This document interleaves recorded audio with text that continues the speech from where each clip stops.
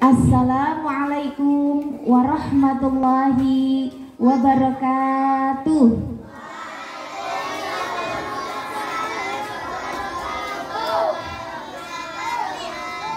Alhamdulillahirabbil alamin. Wa bihi nasta'in wa ala umuri dunya waddin. Wassalatu wassalamu ala asrofil anbiya'i wal mursalin. Amma ba'du. Alhamdulillah, di kesempatan pagi hari ini kita bisa berkumpul di acara apa? Di acara Pesantren Kilat 44 jam refleksi tahun baru Islam Majelis Ta'lim Rawdatul Muhibbin.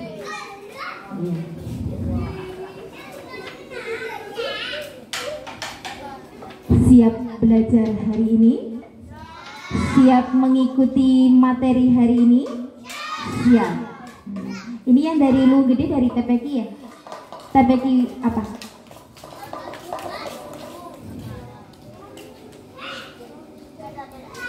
Rawdatul Askia. Selamat datang di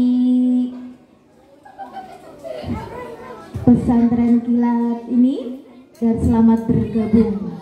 Semoga materi hari ini bisa membawa kalian untuk menjadi seorang generasi muslim yang teladan, yang baik, yang memegang prinsip ukhuwah Islamiyah. Amin, amin ya rabbal alamin. Mau kenalan lagi sebelumnya? Oke, nama ibu langsung saja, nama ibu mau Ido Hasanah, dipanggil Ibu Ido ya. Iya. Seperti yang tadi ibu bilang, untuk materi hari ini itu tentang apa? Seorang apa sayang? Seorang majusi yang memuliakan anak ya? Yatim. Kalian tahu nggak anak yatim itu apa?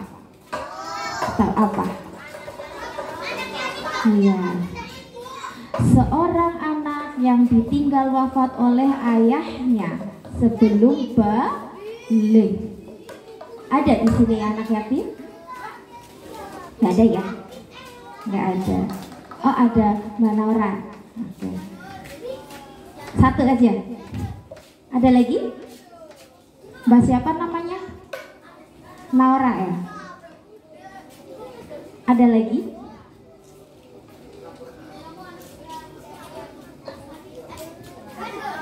Nggak ada ya? Oke. Seorang majusi yang memuliakan anak yatim. Siapa yang tahu majusi itu apa? Disimak ya sayang ya. Majusi itu adalah salah satu nama yang diberikan kepada agama Persia kuno ya, yakni agama yang dianut oleh umumnya bangsa Persia ya sebelum masuk Islam. Pada tahun berapa sih Persia itu ditaklukkan oleh umat Islam? Siapa yang tahu? Ayo catat yuk. Pada tahun 641 Masehi. Iya, catat yuk, barangkali ada pertanyaan dari ibu nanti dicatat ya. Siap ya. Majusi itu ditaklukkan oleh umat Islam pada tahun 641 Masehi. Waktu itu Majusi itu dipimpin oleh dinasti San. Iya. Nah, agama kita, agama Islam itu begitu memuliakan kedudukan anak-anak yatim. Tadi yang ibu tanyakan, anak yatim itu yang anak gimana? Anak yang ditinggal wafat oleh ayahnya sebelum balik. Nah, jika ada sebuah pepatah yang menyebutkan bahwa anak-anak yatim adalah anak-anak Tuhan. Tuhan kita itu siapa? Allah. Maka Hal tersebut bisa kita temui dalam ajaran Islam yang dibawa oleh seorang nabi yatim piatu, yaitu Nabi siapa? Nabi Muhammad. Nabi Muhammad itu lahir dalam keadaan yatim. Makanya kalau yang jadi anak yatim harus kuat, harus tetap semangat untuk belajar. Nabi aja terlahir yatim. Jangan berkecil hati, tetap semangat. Iya. Nah, Nabi Muhammad itu yang sudah menjadi yatim sejak masih dalam kandungan adalah seorang pecinta anak yatim dan fakir miskin. Kalian sayang nggak sama anak yatim? Sayang. Sayang nggak sama orang fakir miskin? Sayang, harus sayang. Kita bisa meneladani dari sifat Rasulullah yang selalu menyayangi anak yatim, yang selalu menyayangi fakir miskin. Beliau itu menaruh perhatian yang sangat luar biasa dan kasih sayangnya sangat besar kepada kedua golongan ini, ya. Nah, dalam sebuah hadis yang diriwayatkan oleh Ibnu Majah, Rasulullah Shallallahu Alaihi Wasallam bersabda, sebaik-baik rumah kamu muslimin ialah rumah yang di dalamnya terdapat anak yatim yang diperlakukan dengan baik, dan sejelek-jeleknya rumah kaum muslimin ialah rumah yang di dalamnya terdapat anak yatim yang tidak diperlakukan dengan baik. Naudzubillah, jangan sampai kita menyakiti anak yatim, nggak boleh ya, harus menyayangi. Iya. Nah, ada hadis lain disebutkan juga bahwa kedekatan Rasulullah Shallallahu Alaihi Wasallam dan dengan anak yatim adalah seperti berdekatannya kedua jari beliau. Hadisnya bagaimana Bu bunyinya? Ada yang tahu? Ada yang tahu gak? Nih, Bismillahirrahmanirrahim. An Sahl bin Sa'd qala Rasulullah sallallahu alaihi wasallam, ana wa kafilul yatim fil jannati hakada wa asyar rabbas sababati wal wusta wa faraja bainahuma syai'a. Yang artinya apa? Dari Sahl bin Sa'ad radhiyallahu an, Rasulullah itu bersabda, saya dan orang yang memelihara anak yatim itu dalam surga seperti beliau mengisyaratkan dengan jarinya, yaitu jari telunjuk dan jari tengah sangat berdekatan nggak? Dekat nggak sayang? Dekat. Begitulah sabda Rasulullah serta merenggangkan keduanya. Hadis riwayat Bukhari. Yuk dicatat hadis yang dicatat ya. Hadis yang meriwayatkan tentang kedudukan terhormat ya para pemelihara anak yatim itu hadis Bukhari. Hadis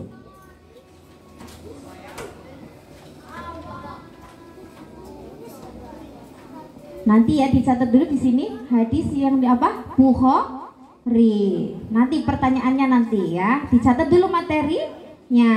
Di sampingnya sayang, di samping hadis yang meriwayatkan tentang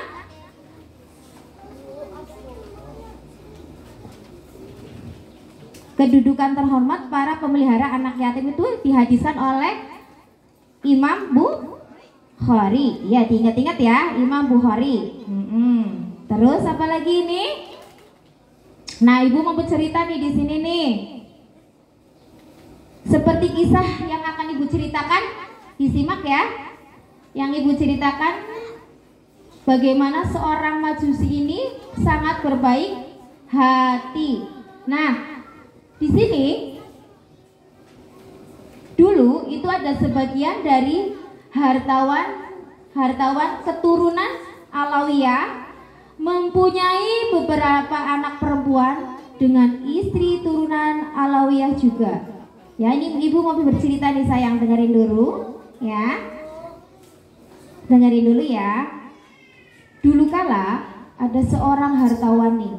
Hartawan itu keturunan dari Alawi ya, mempunyai beberapa anak perempuan dengan istri turunan Alawiyah juga. Kemudian Habib ini itu meninggal dunia, sehingga anak perempuannya itu sangat fakir. Kasihan nggak? Kasihan nggak sayang? Sampai mereka itu terpaksa meninggalkan tanah kelahirannya karena khawatir orang-orang gembira atas penderitaannya. Kemudian mereka itu masuk ke masjid di sebuah desa nih, sebuah desa yang kosong tanpa penghuni. Ibu mereka itu meninggal hanya di sana, ya kan? Sementara itu ibunya mencari nafkah untuk apa? Untuk mencukupi kebutuhan anak-anaknya, ya enggak? Lalu sang ibu ini berjalan nih, bertemu dengan siapa? Seorang tokoh desa yang beragama Islam. Nah, dia itu menceritakan tentang ihwal dirinya dan anak-anaknya kepada tokoh desa tersebut, ya, bahwa dia itu seorang janda, seorang yang fakir, seorang mempunyai anak yatim. Kemudian tokoh agama itu bagaimana sikapnya sih dengan orang tersebut? Lalu, tetapi apa? Dia walaupun seorang ibu itu sudah menceritakan, ya, sayang duduk dulu. Ya, kalau mau ke belakang boleh ya. Oke. Lalu apa? Tokoh desa itu, tetapi dia itu tidak memberinya sedekah apapun. Kasihan nggak?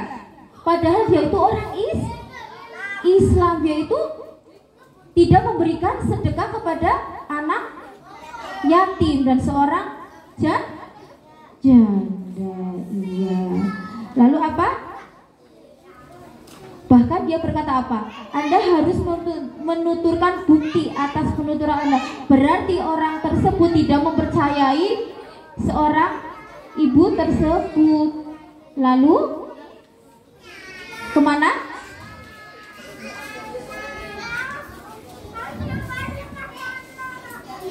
Anda harus menuturkan atau penuturan Anda itu tersebut bahwa aku adalah seorang perempuan asing di sini. Kemudian ibu itu meneruskan perjalanannya sehingga bertemu dengan seorang Majusi.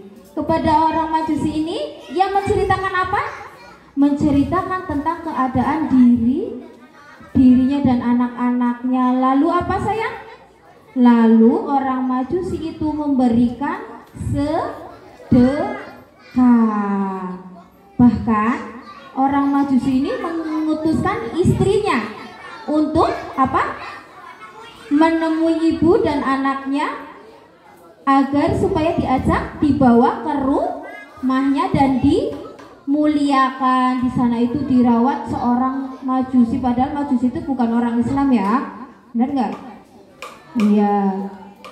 Nah, kemudian di tengah malam orang Islam yang tadi yang tidak memberikan pertolongan kepada ini, dia itu bermimpi terjadinya kiamat, dan dia itu melihat Nabi Muhammad Sallallahu Alaihi Wasallam memakai apa ini? Liwaul Hamdi. Liwaul Hamdi ada yang tahu artinya? Ada yang tahu? Nggak tahu ya. Liwaul Hamdi ini Rasulullah bersabda, Ana Habibullah wa ma'i liwaul hamdi yaumal qiyamah. Yang artinya apa? Aku adalah kekasih Allah, dan liwaul hamdi adalah panji pujian ada bersama Rasulullah di hari kiamat, ya kan?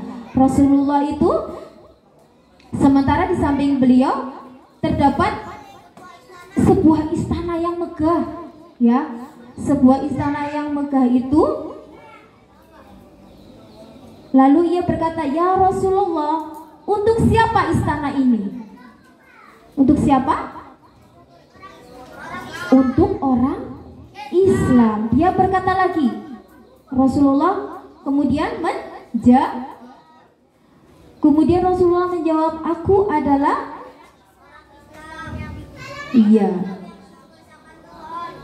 aku adalah orang Islam yang mengesahkan Tuhan. Kata orang yang tadi yang bermimpi. Kemudian Rasulullah menjawab apa di sini? Lalu Rasulullah menjawab, tunjukkan buktinya kepadaku di hadapanku jika Anda benar-benar orang Islam. Lalu kenapa? Orang ini sangat grogi karena dulu orang ini juga menanyakan perihal ini kepada perempuan yang fakir itu, ya, yang dari awal tadi ibu bilang. Kemudian Nabi Muhammad SAW menceritakan padanya mengenai kondisi perempuan keturunan Alawiyah yang telah berada di tangan seorang Majusi tersebut. Setelah itu dia terbangun memendam kesedihan dan kepedihan yang amat dalam karena telah menolak dan menyia-nyiakan wanita serta anak-anak itu. Selanjutnya bagaimana? Laki-laki itu berusaha mencari wanita yang tadi, ya, dengan sungguh-sungguh sampai akhirnya dia mendapat petunjuk dan informasi mengenai rumah orang Majusi, dan disitulah wanita yang dimaksud itu berada. Siapa yang wanita itu yang berada di situ? Wanita yang apa tadi, Mas? Wanita dan anak-anaknya yang ditinggal wafat oleh suaminya, ya. Iya. Kemudian apa di sini? Tetapi orang Majus itu menolak untuk menyerahkan wanita beserta anak-anaknya itu kepadanya, dan ia berkata apa? Kami benar berkah atas kehadiran perempuan beserta anak yang itu. Laki-laki muslim itu berkata apa? Ambillah 10.000 dinar dan serahkan mereka kepadaku. Tapi orang Majusi itu menolak. Nah, ketika laki-laki muslim itu berusaha untuk merebut mereka secara paksa dari tangan orang Majusi, Majusi berkata, apa yang Anda inginkan? Akulah yang lebih berhak dengannya. Dan gedung yang Anda lihat dalam mimpi diciptakan untukku. Apakah Anda akan membanggakan keislaman padaku? Nah, dari kisah tersebut, ya, kita bisa menyimpulkan keutamaan menyayangi anak yatim itu. Keutamaan menyayangi ada berapa? Siapa yang tahu? Ada tuh, yuk dicatat di sini. Keutamaan menyayangi anak yatim ada 7. Ya. Keutamaan menyayangi anak yatim itu ada 7. 1.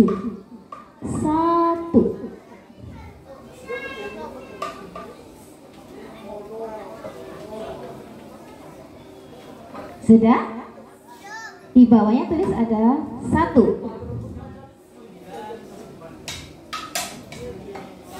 Sudah? Raih kesempatan. Ya. Raih kesempatan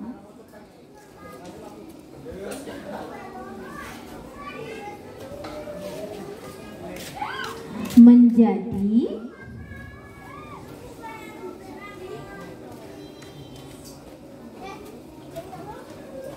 sahabat Nabi di surga.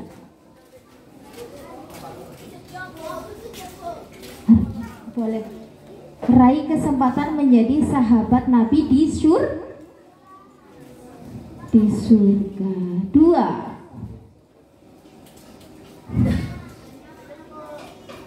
Udah? Belum? Ada yang belum?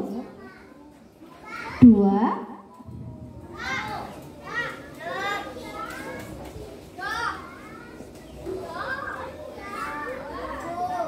Sudah sayang?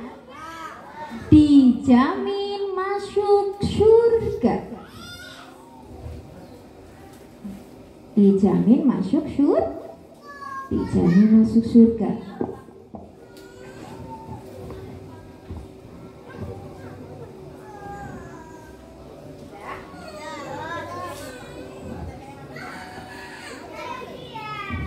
Sudah? Yang ketiga, mendapat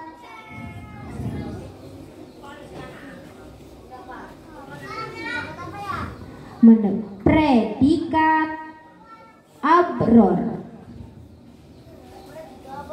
Predikat abror dalam kurung soleh atau taat pada Allah. Predikat abror. Abror dalam kurung soleh. Abror itu sama dengan soleh atau taat kepada Allah Subhanahu wa ta'ala. Sudah? 4.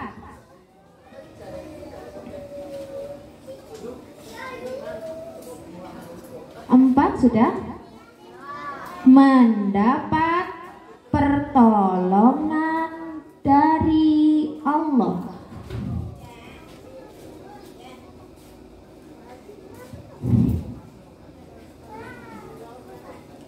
Mendapat pertolongan dari Allah. Yang kelima, ya. Yang keempat tadi mendapat pertolongan dari Allah Subhanahu wa ta'ala. SWT, ya. Sudah? Sudah. Yang kelima,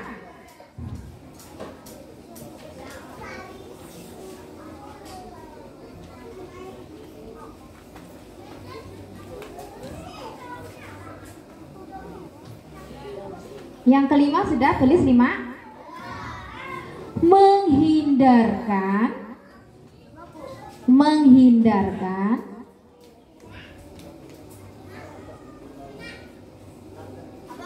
Menghindarkan dari siksa akhirat.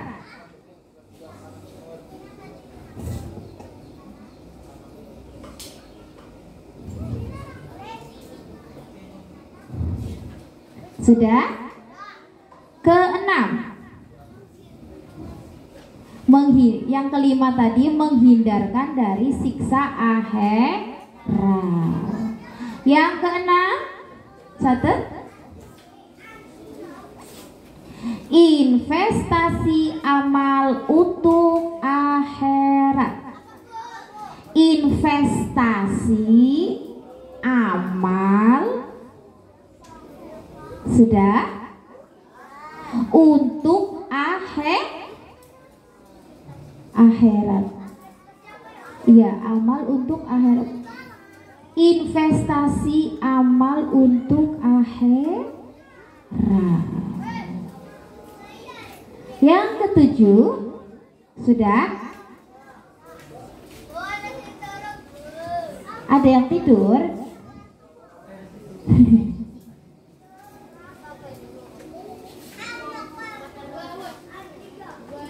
Yang ketujuh, mendapat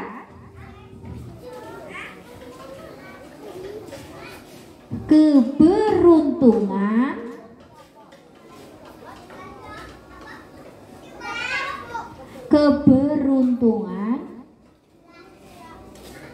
nomor 7, mendapat keberuntungan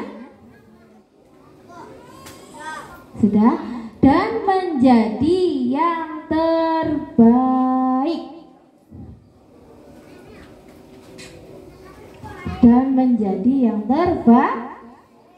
terbaik. Sudah dicatat ya? Oke. Ada berapa keutamaan menyayangi anak yatim itu?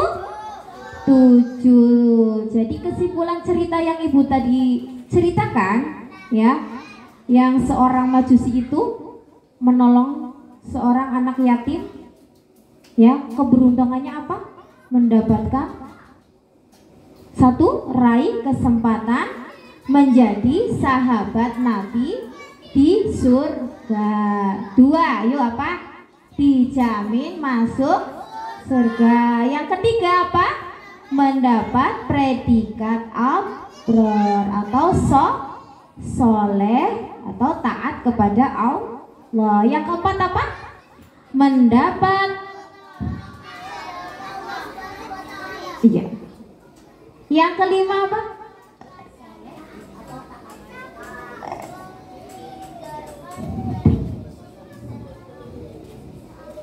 Ia menghindarkan dari siksa akhirat.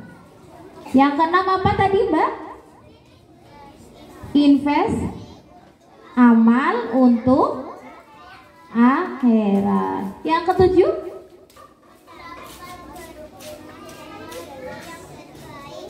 Dan menjadi yang terbaik ya. Siapa yang mau maju ini? Ada yang mau maju? Sini, baca coba. Keutamaan menyayangi anak yatim. Bawa bukunya. Namanya siapa? Duduk. Kaila. Keutamaan menyayangi itu ada 7. Siapa? Anak yatim. 7. 1. Raih kesempatan menjadi sahabat Nabi di surga. 2. Dijamin masuk surga. 3. Mendapat predikat abror soleh atau taat. 4. Mendapat pertolongan dari Allah. 5. Menghindarkan dari siksa akhirat. 6. Investasi untuk amal akhirat. 7. Mendapat keberuntungan dan menjadi yang terbaik. Hebat, tepuk tangannya mana? Ini yang menyimak. Siapa yang bisa membacakan hadis tentang apa?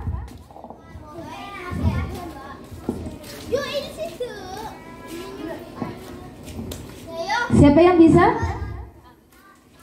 membacakan hadis tentang memuliakan anak yatim? Siapa yang bisa?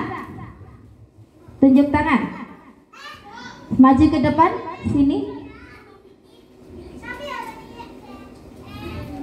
Namanya siapa? Sini Mas, sini.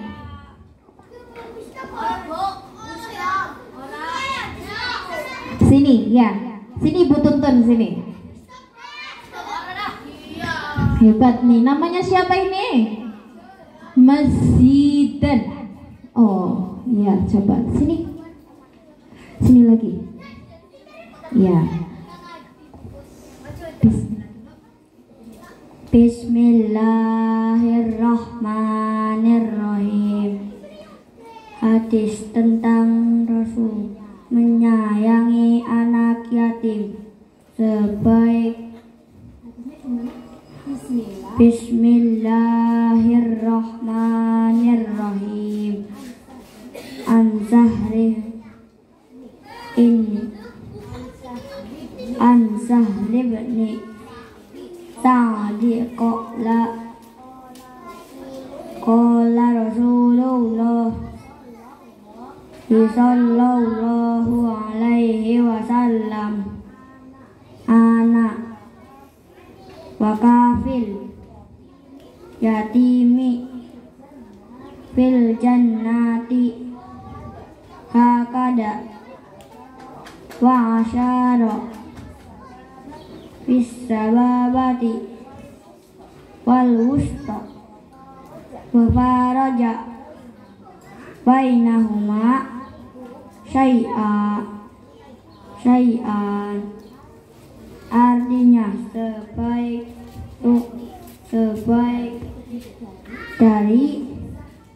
dari Sah bin Sa'ad radhiyallahu an berkata, Rasulullah sallallahu alaihi wasallam bersabda, saya dan orang yang memelihara anak yatim itu dalam surga seperti beliau mengisyaratkan dengan jari telunjuk dan jari tengahnya serta merenggangkan keduanya.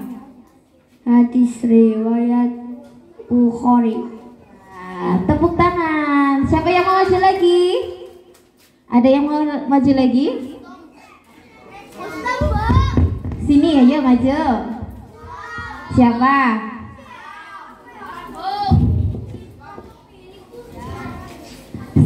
Siapa yang mau maju? Siapa? Oh, Mas Gustaf sini maju, ya. Oh, buruan. Masih semangat ya?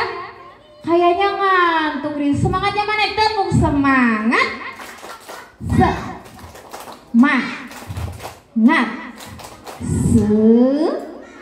Oke, lanjut ke pertanyaan. Oke, siap untuk menjawab semua pertanyaan dari Ibu?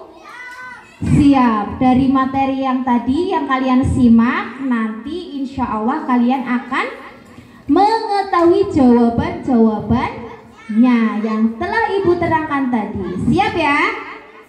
Siap untuk menjawab pertanyaan? Siap. Yang bisa jawab nanti Ibu kasih bonus. Mau?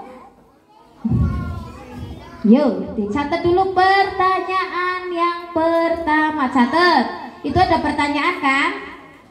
Catat ya.